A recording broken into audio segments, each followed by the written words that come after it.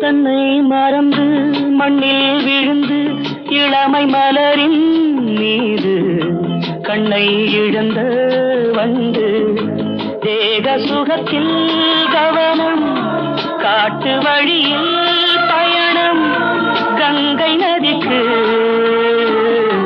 மண்ணில் அணையா இளமையெனும் பூங்காற்று.